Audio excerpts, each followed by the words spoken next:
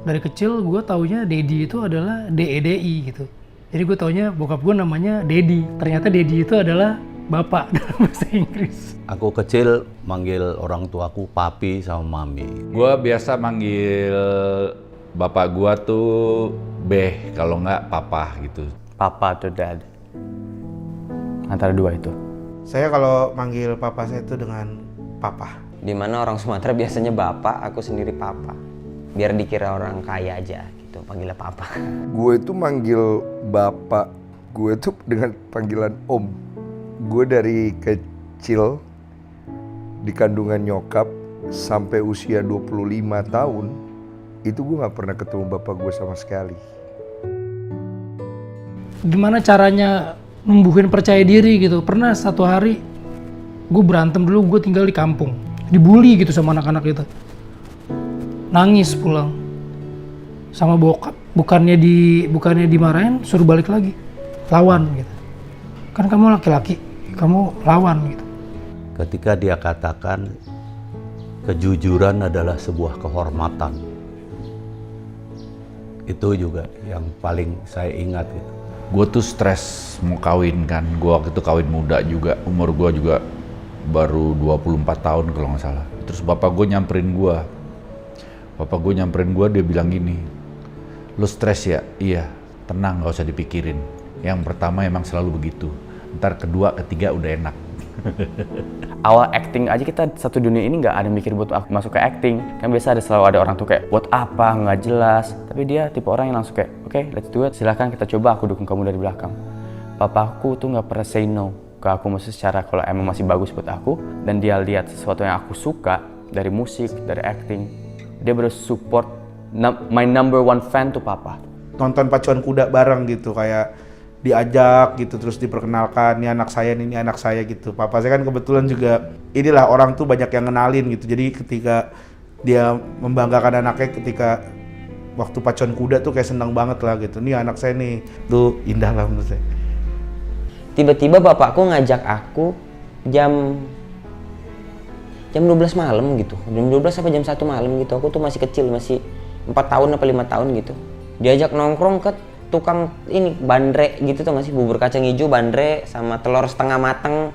Kayaknya dia pengen main gitu sama anaknya, tapi di tempat yang biasa dia lakukan gitu. Tapi aku tahu bahwa kayaknya bapakku tuh pengen nongkrong sama temennya terus pamer gitu loh bawa anaknya gitu, yang orang tuanya tuh pengen ngasih tau kalau ini anaknya lu, ini anakku lucu gitu-gitu. Cuman pada saat itu kayaknya tua sebelum waktunya sih. Jadi bapak gue itu pernah menikah sebelum dia menikah dengan ibu gue, dan dia memiliki anak dari pernikahan itu. Dan anak itu yang menghubungi gue karena bapak gue itu meminta kepada dia mencari cara untuk hubungi gue, dan kebetulan dia berhasil menghubungi gue. Di situ akhirnya gue bersedia untuk bertemu bapak gue. Kemudian dia menyapa, "Halo, kamu apa kabar?" gitu. Terus saya bilang, "Ya baik, Om." "Oh, nggak usah panggil Om, panggil aja Papa."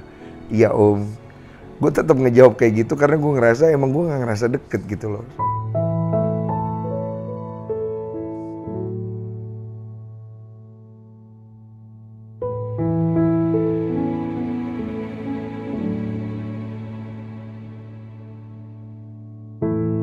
Terlalu indah dilupakan, terlalu sedih dikenangkan.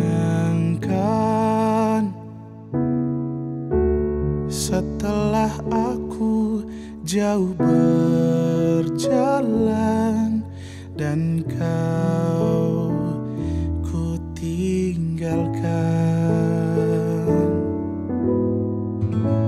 betapa hatiku bersedih mengenang kasih dan sayangmu. Setulus pesanmu kepadaku, engkau kan menunggu.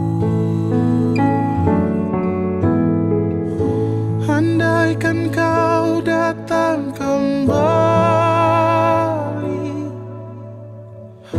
jawab Jawaban apa yang kan ku beri?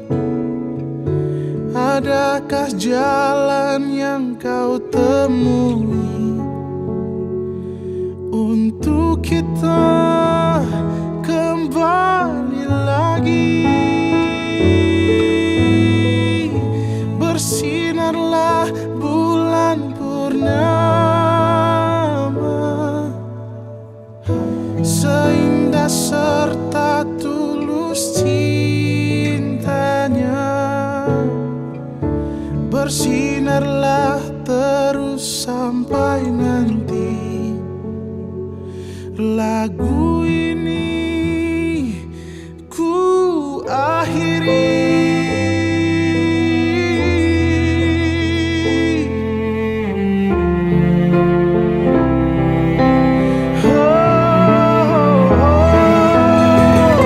Bersinarlah bulan purnama, seindah serta tulus cintanya. Ternyata selama berapa belas tahun ya, dia itu ngawasin gue dari jauh. Cuma dia tidak pernah punya kesempatan untuk bisa bertemu gue langsung karena memang mama waktu itu tidak memberikan kesempatan itu. Akhirnya obrolan itu, basa-basi itu hanya berakhir 1 jam. Dan gue berpikir kalau gue akan bertemu lagi dengan beliau di kemudian hari. Tapi takdir tidak berkata seperti itu. Hari berikutnya beliau dipanggil berpulang oleh Yang Maha Kuasa. Ternyata gue nggak pernah meluk dia gitu, nggak pernah ada touch yang benar-benar deket banget gitu.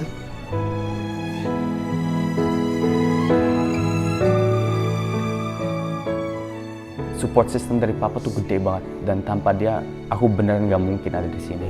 So thank you dad. Banyak banget harapan saya kan. Kenapa saya nggak sempat minta maaf atau memaafkan atau apapun gitu. Karena memang nggak ngerti gitu. Bakal ditinggal gitu. Didikan orang tuaku, didikan bapak terutama gitu, bisa membuat aku bertahan di ibu kota gitu. Rizky pengen papa kayak dulu gitu. Kita bisa makan bareng, bisa senang bareng, bisa ketawa ke TV bareng. Ayolah udah temenin mama, temenin masa tua mama, ngeliat cucu-cucunya pada lari-larian. Ya mungkin papa bisa bilang bahwa ya papa tetap bisa ngeliat, cuman suasananya udah beda, Pak. Andaikan kau datang kembali,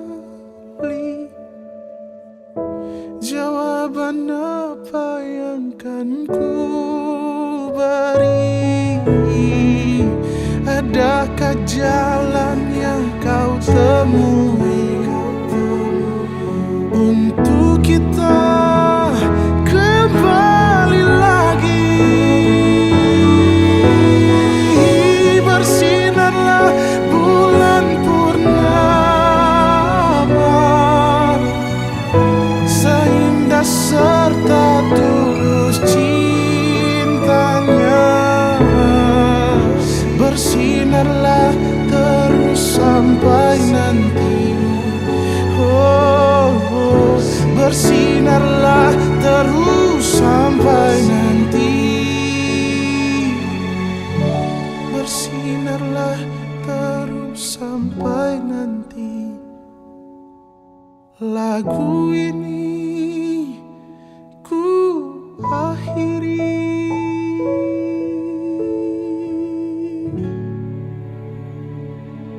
Terima kasih udah bisa menjadi sahabat sejati buat aku, udah bisa menjadi the real hero dalam hidup aku, dan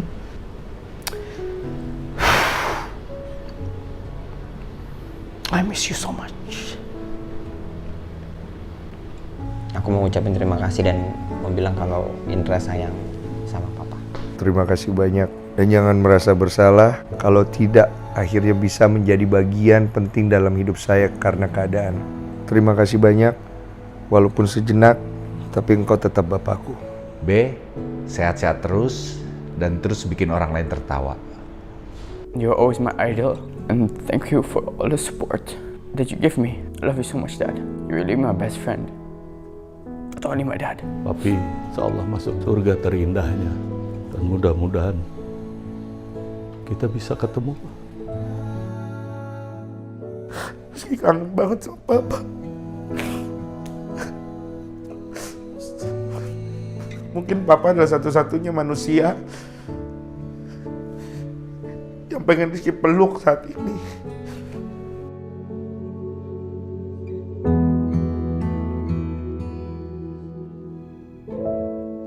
Saya pengen persembahin film ini untuk orang tua saya, untuk anak saya nanti gede kalau dia nonton, dan semua orang-orang yang masih punya masalah dengan orang tuanya dan masih memandang sebelah mata terhadap orang-orang yang berkebutuhan khusus. Dan di film ini kalian semua harus nonton karena hubungan batin itu walaupun dalam keadaan yang tidak normal sekali tetap ada.